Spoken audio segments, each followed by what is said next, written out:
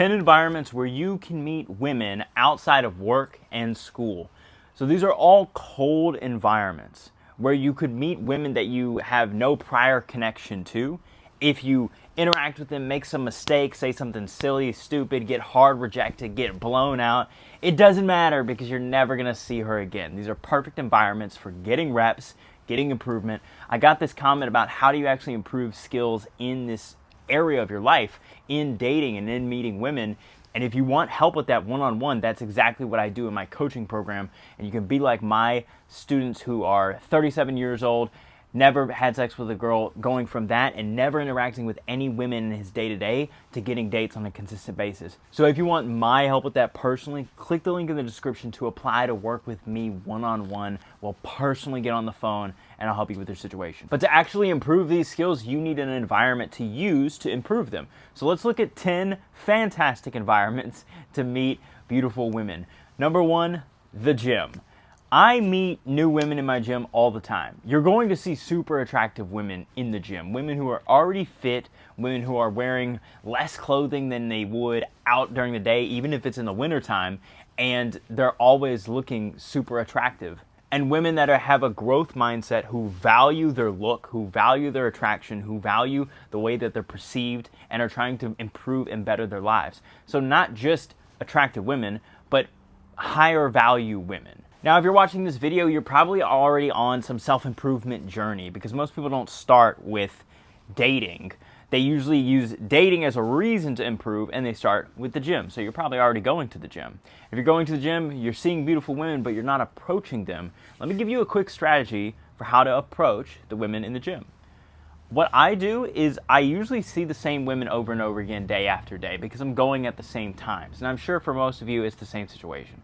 So if that's the case, after you see a girl 3, 4, 5 times and you have somewhat interacted with her, so I do these light interactions where essentially I will ask if she's using something. Like, hey, are you using this rope? Or are you using this machine? Or how many sets do you have left? Even if I'm not going to use the machine or I'm not going to use it for a while or whatever, I'm just saying something that's really normal, really natural to see how her first reaction to me speaking to her is. Because you may think that the gym is a 100% taboo place to interact with women, but you're wrong. It just depends on the girl and the time and the day. Some girls are really social and they want to talk in the gym, and some girls don't. And to lightly test the waters, you can start by just doing these little interactions. And that'll kind of give you a gauge of how social or how much does she desire being interacted with, being approached in the gym. She may be locked in on her workout and not want to talk to you. She may be dying to talk to somebody, even if it's not from a romantic perspective. I've even made friends with married women in the gym because they were super social and they were cool, so we just became friends. I mean, friends to a degree. We weren't like going out together. But after you've seen them a few times and you've made your presence known, then you can go up to them one day and say, "Excuse me, I just see you in here all the time and I wanted to say hi. My name's whatever." And boom, then you can transition to, what are you working out? Oh, I'm working out this. Okay, and then end the interaction. You don't have to extend it and have a super long interaction because you're going to see her again tomorrow. So you can continue to build the vibe after that. The next time you interact with her, you can bring a little bit more of your or her personal life into it. Telling her what you're doing on the weekend. Ask her what she's doing on the weekend or what she did on the weekend, because now we're talking about something outside of the gym. Or what happens to me often is I meet Latinas in my gym who don't speak English, but I speak a lot of Spanish. So we immediately go from that initial interaction to something personal because they'll tell me that they don't speak Spanish. I'll tell them I open again now, but in Spanish. And then she'll be like, "You speak Spanish?" And then we'll talk about Spanish, her country, my experience. I went to Argentina. And so it opens up a personal conversation really quickly, really easily, really smoothly. So in the gym, it just depends on the vibe. Do a little bit of light engagement, see her a few times, then open her in a way that's just like, "Hey, I see you in here. I wanted to say hi." And then you can start to move it day by day. Or if she's really interested and you're really calibrated, you can move it forward faster. But that takes a little bit of skill. The second environment where you can meet attractive women is grocery stores, and especially Whole Foods and Target, S tier. Now there's many other grocery stores. I've met girls in Kroger, I've met girls in Walmart, whatever. But the best places are Whole Foods and Target in most cities. because these environments are cold, the women you meet, you're likely never going to see again.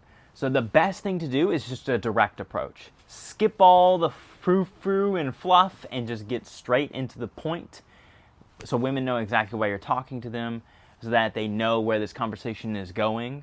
And so an amazing opener to use is, excuse me, I noticed you while I was walking by, and I thought you looked really cute.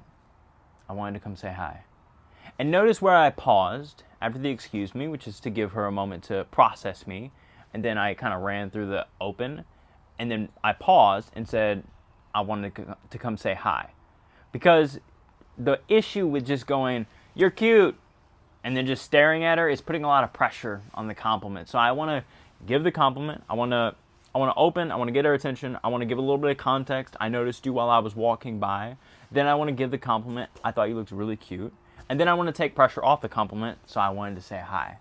And that's how she can then accept the compliment, process me, appreciate what's going on, see the direction I want to go. So if she's married, has a boyfriend, I've opened up the door for her to just go ahead and reject me and get it over with, so we can both move on with our lives, man. If you are looking to improve your actual social skills and you're not just trying to like find a girl who's ready to move something forward, then I would go with a more indirect approach. It's not to get the girl who has a boyfriend. It's to get conversational practice. An indirect approach, I would just compliment somebody at the grocery store. To do something grocery store specific would take situational awareness, like making an observation about something going on in the store that then can open up a conversation with the girl. Otherwise, an indirect approach of just complimenting like a tattoo or a vibe or a style is just a really easy way to interact with pretty much anybody. If you can't find anything on their body to compliment, complimenting their vibe is a really easy way to, again, talk to anybody versus only the people who have an outfit that makes sense, or only the girls that you find cute enough to call directly cute because you're trying to do direct approaches, or only when there's a situational moment. I want to give you as many tools in your tool belt to open any girl that interests you, versus only the girls that fit these specific check boxes, because you're just limiting yourself. If a girl just happens to be wearing all black sweat pant outfit today and she's chilling, but she's still attractive and you still want to talk to her, but you can't compliment her outfit, let's take the rules and the excuses off the table, make it easier for ourselves so we can meet more women, man.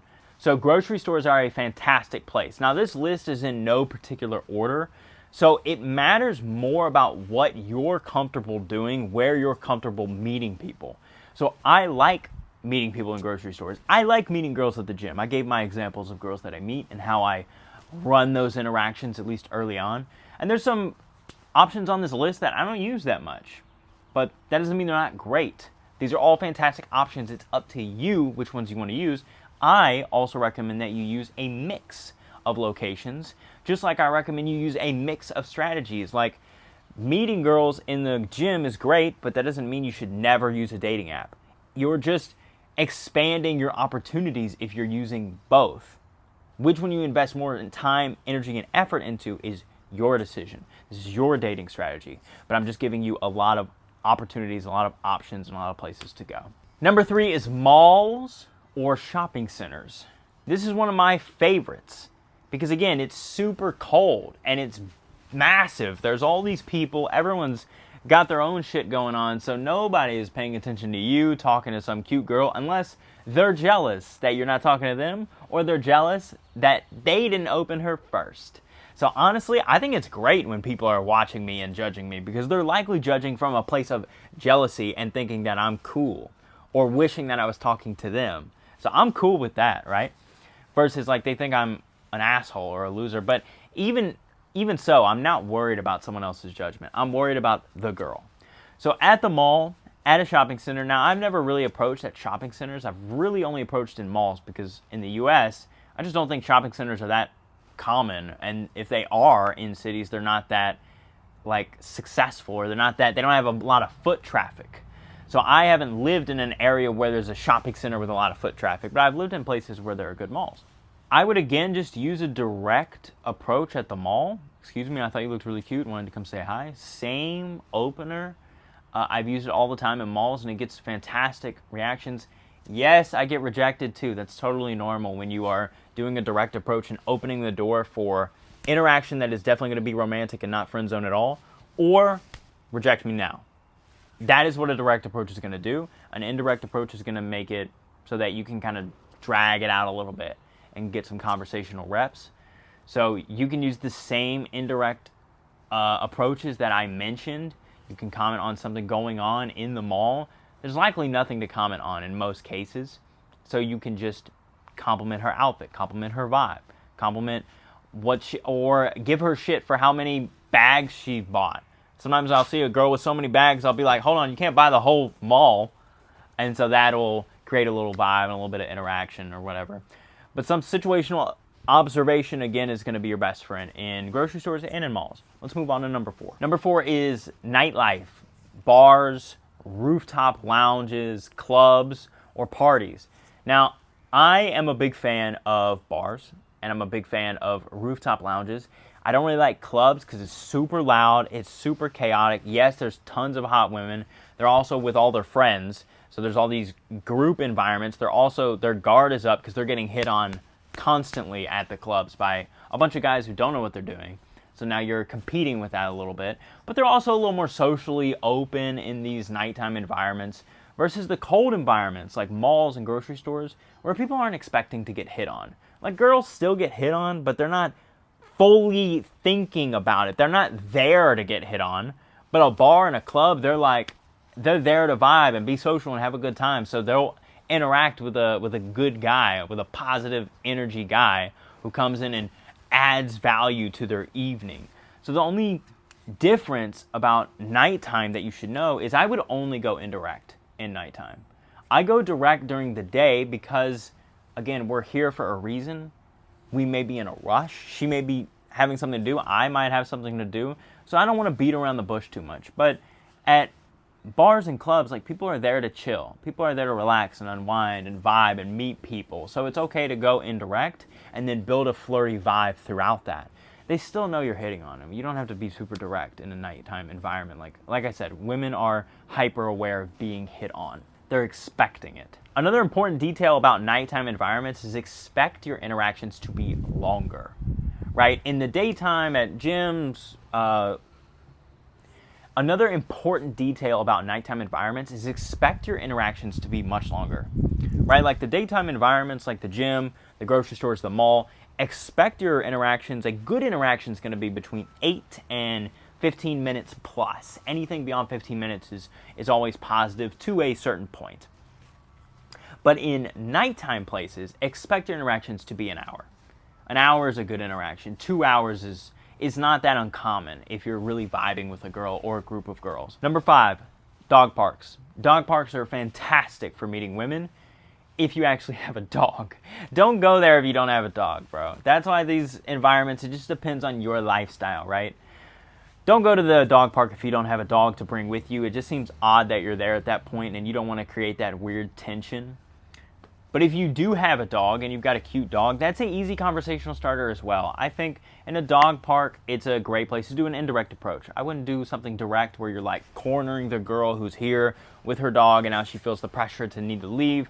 Doing something indirect, talking about the dogs, you've got an easy conversational topic to lean on that if the girl wants to reject you, it still feels like you're not really hitting on her. It's very indirect. Right? So for her to be like, whoa, I have a boyfriend, don't talk to me, is like more weird on her end than on yours. You're like, whoa, I was just asking about your dog's breed. Chill.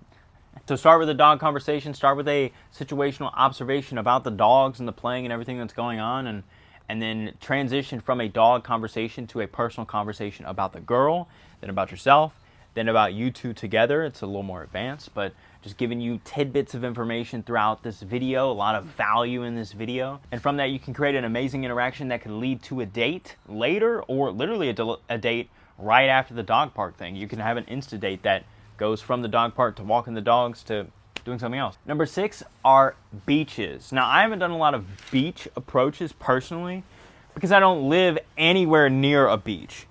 But the reason a beach is great is obvious. Women love to be there. They're in there in droves, and they're dress as provocatively publicly as they possibly can be in a way that is totally acceptable. So women are super attractive when they're out at a beach. Versus, you might see a girl at a mall who's really not trying to look good at all. Girls are pretty much always going to look good at a beach. Beaches are also really social environments, and everyone's in a good mood. People are in vacation mindset. Even if they live at the beach, they're in vacation mindset. And everyone's more social in a vacation vibe. As far as how to approach, again, because the vibe is so good, you could approach in pretty much any way you want. You can go direct, you can go indirect in many, many ways. I've seen cheesy pickup lines work at the beach. You can essentially do whatever you want at the beach. Don't let the beach freak you out.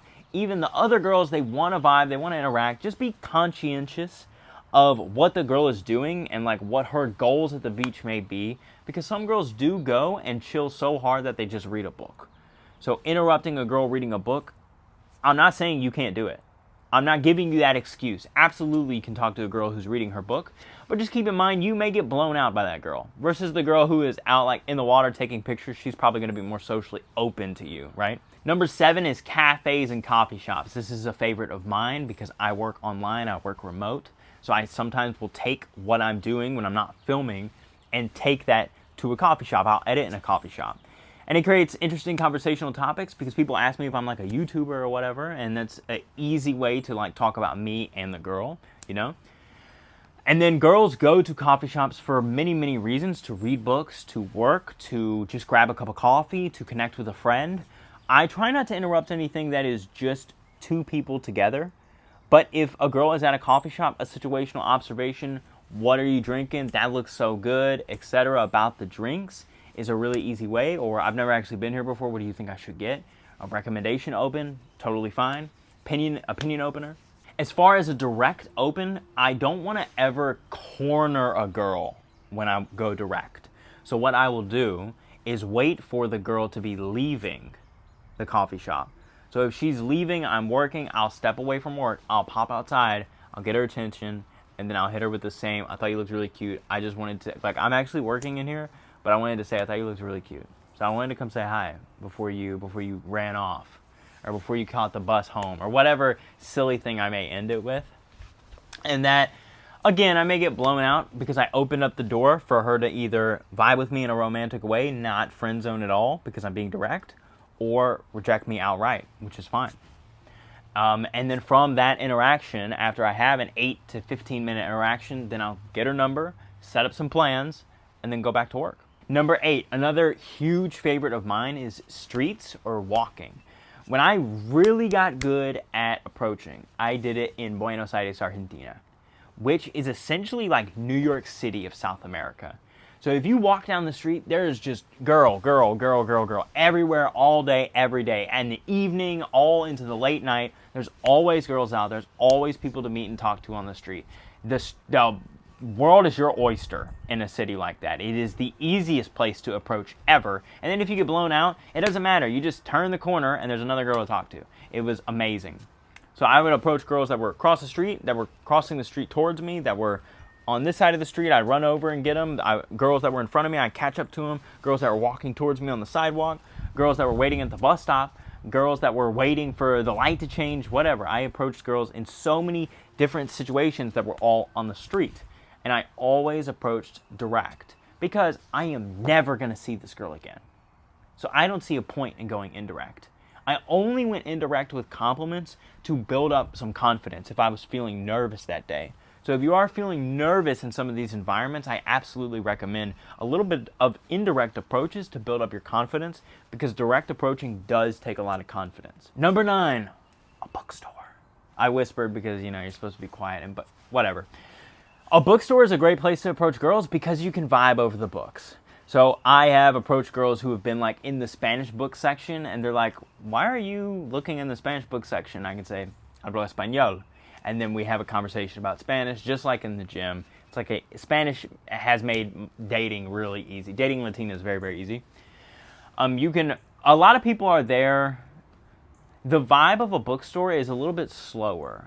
Like, people are not usually in a rush at a bookstore, which means it's a little easier to open and interact people. Some people are deep into a book, and some people are in a book, but they're still open to being social, or they're browsing books. People browsing books are really easy to interact with. People, if they're sitting down and they're deep into a book, should you interact with them? If you're really interested, absolutely you should go for it. Just be ready to be blown out. Be ready to be hard rejected, because they may be so invested in what they're doing that they don't want to talk to you, or they're not here to be social, right? Most people, they can just read books at home or at a park if they don't want to talk to anybody. So if they're at a bookstore, they're probably more open to the sociability of the environment than you think. So don't overthink it. Just go open the girls. Indirect or direct, both work here. Just don't corner anyone with the direct approach. And the last one, number 10, is public transportation or commute. So if you're at the train station, that's an easy place to interact with someone, because it's just like the street in that you're never going to see these people again, very likely. And everyone is invested in their own thing. They're doing their own thing. So you do have to like pull people out of their own mind to interact with you. So that's a little bit of a difference. Like you might see girls with their headphones in, locked in on their phone, but they're probably not doing anything super important. So opening them, being direct, being indirect as well, and just starting a conversation and interacting with this girl that could lead somewhere, or could even lead to you guys continuing to interact on the bus or the subway, it's a great way to meet people. And what I want to emphasize with all of these is, again, there's no perfect environment. There's what environments do you use? There's no public transportation in my city. There's no subway. There's no bus that normal people get on. The only people that use them are homeless. So I'm not using that last one, but it's a great place if you live in a big city and your public transportation is really big. So when I was in Buenos Aires, I would use that because they had a big subway. They had a lot of buses, and it was easy to meet a hot girl on the bus. As long as you don't come off threatening, you've got a cool, fresh vibe, you smile, you make eye contact, you've got good distance, so there's good proximity and they don't have to be worried about you. You get their attention with your hand up. You're going to have good interactions, man. You're also going to have bad ones. That's a part of approaching. It's a part of dating. You're going to meet people who aren't interested, who don't want to talk to you, who have boyfriends, who have husbands. That's just a part of the game. And so accept those negative parts of the game. Accept that rejection is just a part of the process. Get out there, pick a couple of environments, go test out some openers, learn some new openers, have fun with this, play with this, build your skills. Build your confidence, and then find the girl that you really want to be with, man. And if you want help with this, again, you can work with me one-on-one. Click the link in the description to apply for my one-on-one coaching program. We'll get on the phone together, talk about your very specific situation, and I'll show you how I can help you through it. Otherwise, guys, that's all for this video. I'll see you in the next one. Peace.